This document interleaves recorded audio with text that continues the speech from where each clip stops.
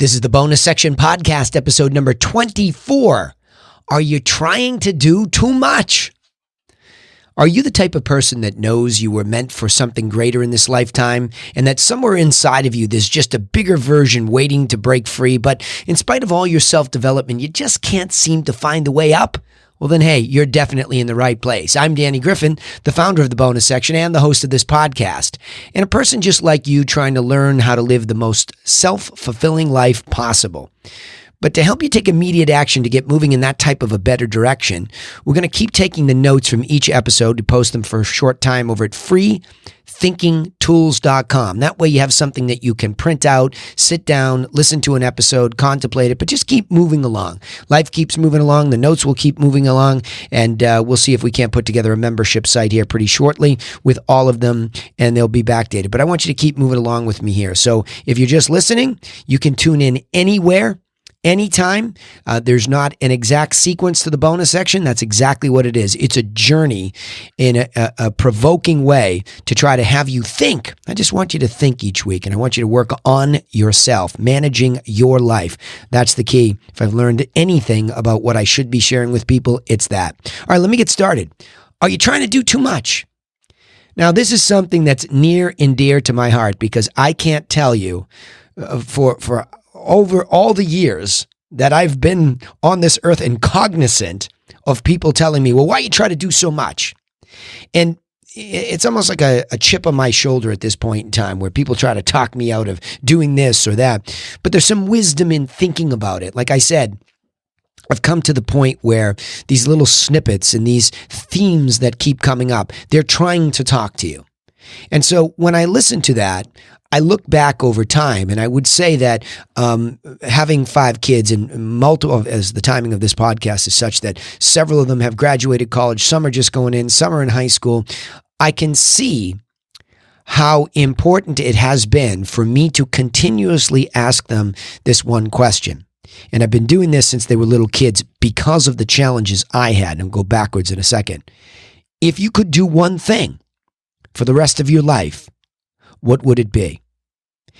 And not to really get into as a living, but just if there was one thing you could do for the rest of your life, what would it be? Because it turns out when you do that thing, you can make money at pretty much anything. So you can put food on the table, water in your body, shelter over your head, and you can survive. Okay? So it's important to understand that most everything pays. There's some sort of a value in most everything that we can figure out. And again, you get my point. Chunk it up. Don't sit here and argue with me in your head. Oh, there's other things you can't make. Okay. You get the point. What do you really want to do? And that's really a simple question. And not enough children are taught that from early on. They're told what to do, or the societal pressure happens, or worse, they're told they could never be. Right? All of those things happen as children, and we carry those burdens always trying to break free. That's why self-development seems to be something that hits us, when we have a crisis. Oh my gosh, I got to get my stuff together. I better start paying attention. I'm going to go listen to this person or read that book, and I'm going to do this, that, or the other thing to self-improve, and off we go on the journey. But really, the truth is, if we were to look back just very simply on our past, did we ever give ourselves permission to do what we want to do? And I'll bet the answer for a lot of us is no. I'll bet that's the case because we're just not taught that. We go right into this schooling, and and again, school is so important from a structural standpoint. I can't believe during the pandemic when I'm doing this, how many mothers are now freaking out that they have the children at home and now they have the burdens of doing what they want to do or have to do to make a living, and the children are there and now they have to be teachers. We understand the power of a structured society. And we begin to understand the power of just structure and plan and management in general. And so when you think about the concept of doing too much, that's exactly what comes to mind. Oh my gosh, I have so much to do every day. And you know what that's doing? That's throwing kerosene on the emotional fireplace. So now we have this battle between the emotional and the logical brain. And what's happening is more and more and more and more has to be managed. We're getting more and more negatively emotional, and we're losing a sense of logic. I don't know why, but lately that has become very obvious to me, not only in myself, but as I've tried to work on my own emotional intelligence in micro moments. Did I overreact? Did I get too upset? Why was I so emotional? What was the trigger? I work hard at trying to become just simply more aware of that. But once you start to work on that and you start to improve your balance between logical response and emotional response, you see in others, my gosh, they're drowning. You feel for them. And it's tough as a coach. Sometimes I have to collide violently with a negative emotional paradigm that's really screwing somebody's life up. And I can only do that with people that already know me and trust me to go there with them. It's lost on others. They just think you're a big jerk. But the truth is, I care. So let me go down the points that I've been able to chunk up here about this subject, about are we doing too much? Because I think it's an important subject that you should consider, and you should ask yourself if you are. The number one point is it's our ambition that could be the cause of this overreach. When I think of myself as an ambitious young man in high school, and I started to set these big goals, and again, you're a product of your environment to a large extent, the types of schools I went to, you wanted to get into yet the next best college. And so a lot of the choices you begin to make about what you do in school, if you're competitive, really are there to serve the goal. All the while, you're not always just being true to yourself. And when I look back, I can see that I had stopped asking myself, what do I really want to do? And that everything was just this ambitious thing to achieve what you perceive is the next step you're supposed to go to. There's no thinking. There's a lot of doing. And there's nothing wrong with it. The goals were lofty. They were important. They were still educational based, so you couldn't go really wrong because you were inside of that systematic approach to education. And it was really pre-internet. You didn't, it was pre-internet. I'm that old. It was definitely pre-internet. And I wish now I had what I had because I could think into that little white search box and learn. And it might have opened up my mind to the fact that there were other, it was okay to think differently. You didn't have to jump into this institutionalized thinking lane and just go from this step to that school to this thing. You could just do you. And you could have that authentic version of yourself come out, regardless of what everybody was telling you should do or you should be. And you could just think, and you could go in directions that were true and exciting. And so that ambition is a good thing. But if you feel like you're sort of in a lane and there's probably something more subconscious and you're thinking there are other things I could do, now all of a sudden you're thinking about a couple of things. And then you get over in another lane and somebody else is doing something interesting. And the next thing you say is, well, why don't I try what he's doing or she's doing? And now all of a sudden you have this ambitious, conscious and subconscious, that have you looking and doing multiple different things. In fact, from an athletic standpoint, when I look back to the days of growing up as a student athlete, I went to schools that definitely, actually one of them required that you do athletics. And if you didn't, you had to at least have gym class, but they required athletics. And living in New England, you were 3 sports. You had 3 different teams that you were on, and that's just what you did. And when I think about that, there's nothing happening to focus on anything. So you're moving from one season to one. And again, some of them have overlap, and everybody would say, and that's great for you. Still say it. A lot of people still say it. And I flash forward to think about my kids and the things that they did. One of them was a specialist in gymnastics. And as a very young gal, she was winning competitions. She subsequently left that because she didn't enjoy it as much, which was great. We supported it, but she was very good at it. And that's all she did. And I have another guy, twin boys that grew up playing hockey together. One just wakes up one day and said, nope, I'm done. I want to play soccer. Wonderful. Go do it. Specialize it. Enjoy it. And then as time went on, athletics didn't become important to him anymore. So he got into another lane which was academics, and that turned out to be the true lane. Now here he is at 15, 16 years old, already knowing that and enjoying the heck out of it. The other guy is twin brother. Fraternal twins, by the way, but twin brother loves the game of hockey. So what he loves. It's his passion in life. I can see him forever making his living in hockey. He'll play as long as he can, then he'll be part of it, whatever it is. And obviously same age, young. I mean, even younger, 13, 14, specialization. And people would always question me, oh, you have to have him do this. Or no, I don't need your opinion. I'm watching the human being. I'm not playing dad telling them what to do. These are things that are emerging. And so their ambition is channeled. It's not causing them to overreach, because every time I noticed that one of them would try to do too much, like the academic twin, he would go out and try to do, but nope, see, you're watering down over here now. Don't do that. Yep, you're right. I don't even like it anyway, he would say. And the same thing with the other guy who was just easier, just didn't like the other sports anywhere near as much, except alternatively loves to go fishing and relax. So he already lives like an adult specialist. So I can see that we're not thwarting their ambition. In fact, it's the opposite. We're getting underneath it and channeling it when we teach them young that the cause of overreach is overambition with no focus, right? Next point here. Why are we so afraid of specialization? Why are we doing this?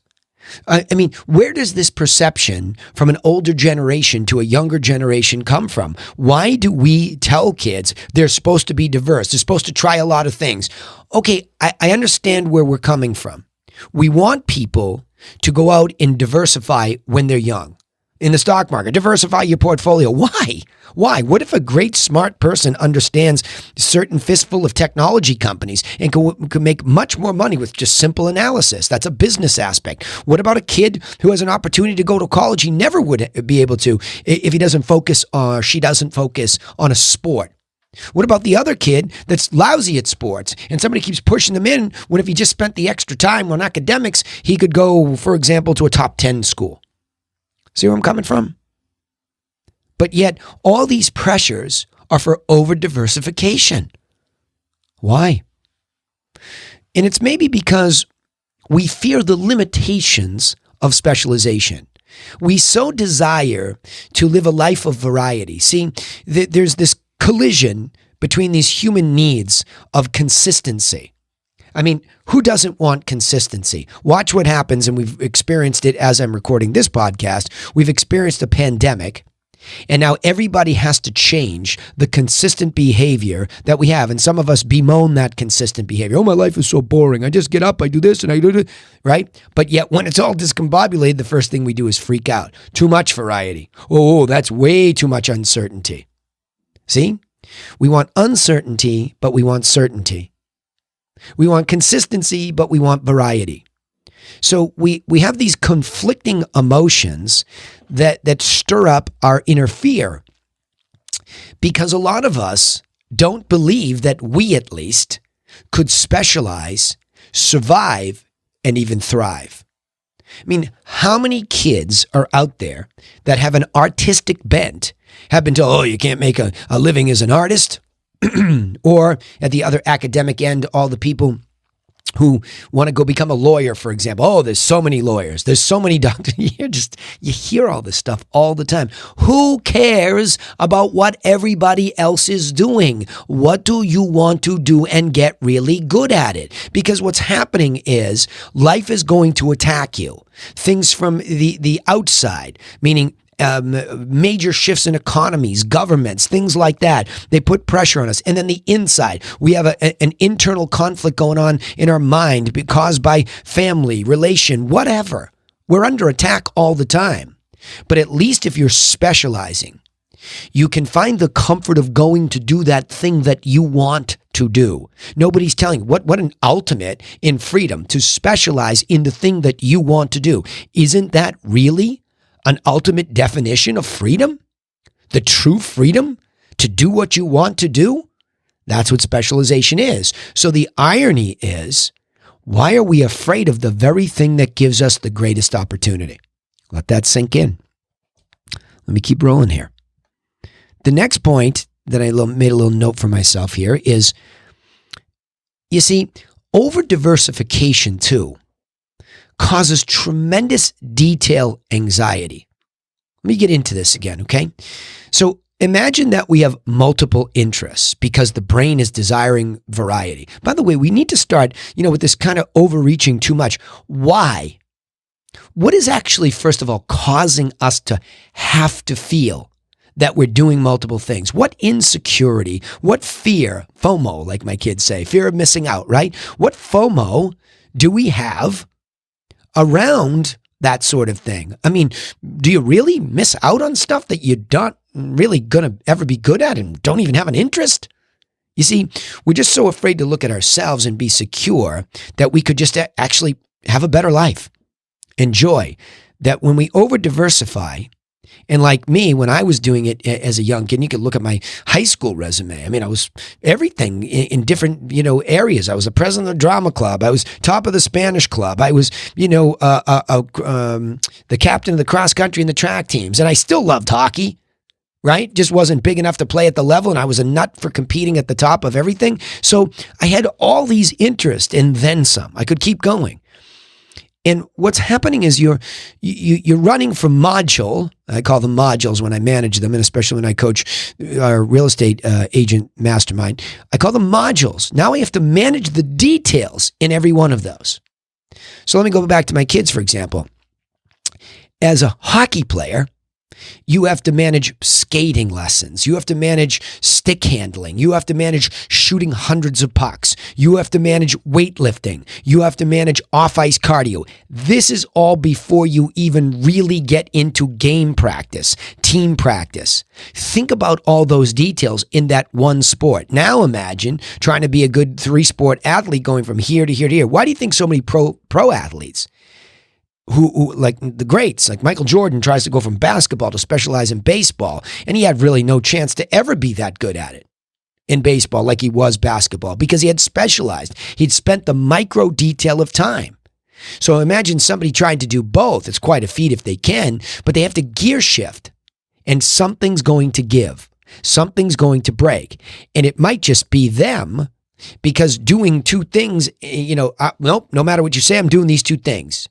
And the more diverse those two things are, the more difficult it is. And I'll get into that point in a second, how to clean this all up, at least if you're out there and you don't want to give up anything yet while you try to sort through this. But as you go into these different modules that are completely different, they have very different detail sets that you must complete tactically to be good.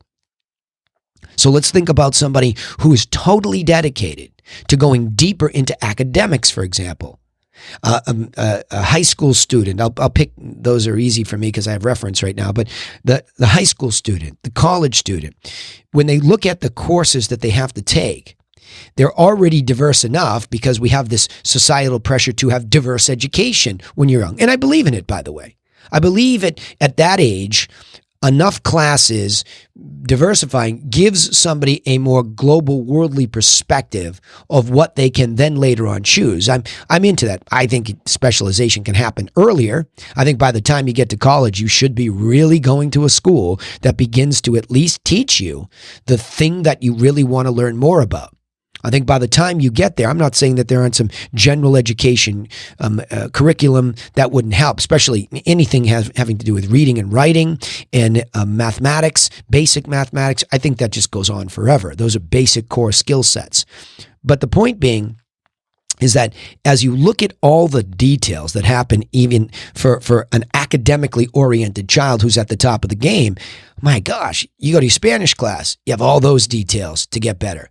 Now you go all the way over to another language, English, and you have to deep read into these books and you have to write.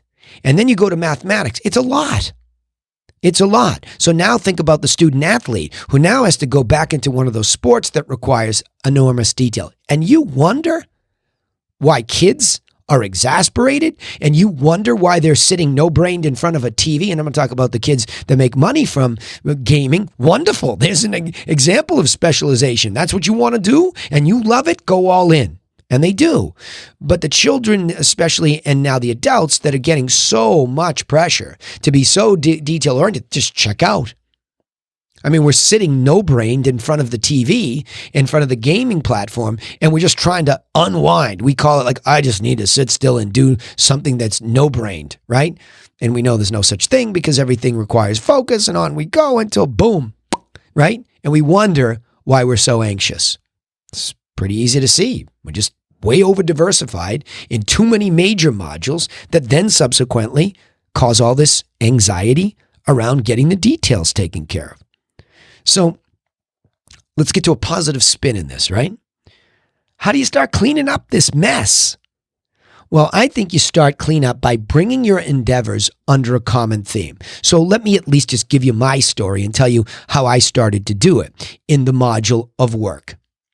For me, when I came out of college, again, like I said, there was, I guess you had a more difficult time learning about different industries and different opportunities. You heard what you heard around the school that you went to or the geography within which you lived. I mean, for example, if you lived in the East Coast, it wasn't easy to find out what was going on the West Coast. Now it is. It's much more easy. So congrats to all you kids who have made it, into the world at this point. If you take advantage of that knowledge base, I think you can start to bring a theme under a common roof. So what I did was, along the line when I decided that I wasn't going to pursue the 9-to-5 finance world, although I liked it a lot. There was a lot of allure there. There was a lot I learned there, and I could see myself being wildly successful, but there was something missing that was deeper. I wasn't feeling that human connection. So I went looking and make a long story short, real estate for me, helping people with residential real estate, not commercial, helping real people with residential real estate just really wowed me. And then I became a teacher in that very same industry. So same roof. It sounds like a lot when you're teaching it and then also doing it. So I have a teaching company and I have a brokerage. Sounds like two, enormously different things. It's not. It's under the same roof. In fact, when I'm teaching sellers and I'm teaching buyers, it's the same way as teaching agents that are either in my company or that are in my mastermind group that's outside of my company. It's a common theme. And it's always around residential real estate. In fact, I used to dabble in some commercial real estate. I just stopped doing it. I just stopped.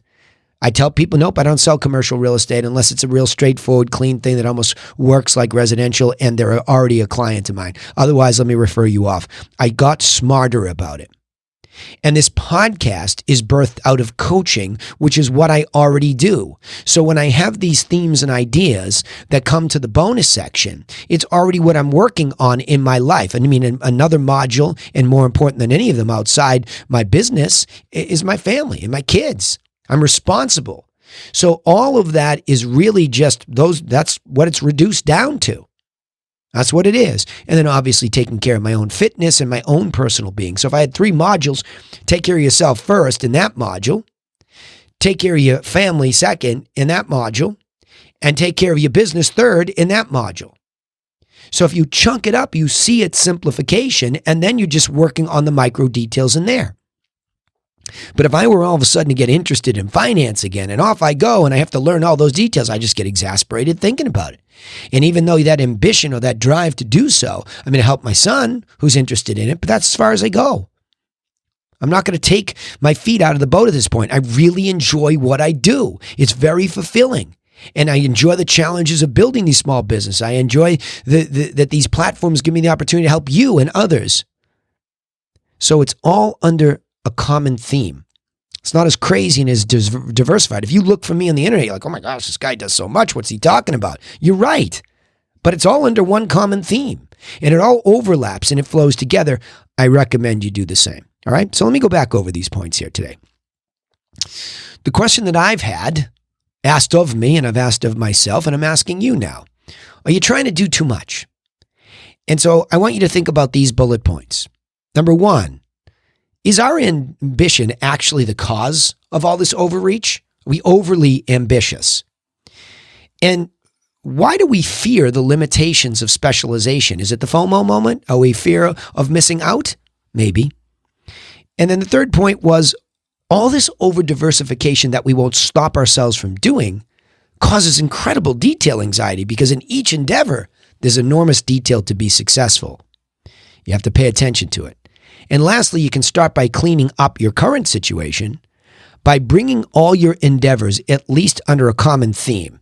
And anything that you see is in a common theme, keep it if it's what you love and it's what you want. And anything else that's threatening in that, I would recommend getting rid of it and stopping it.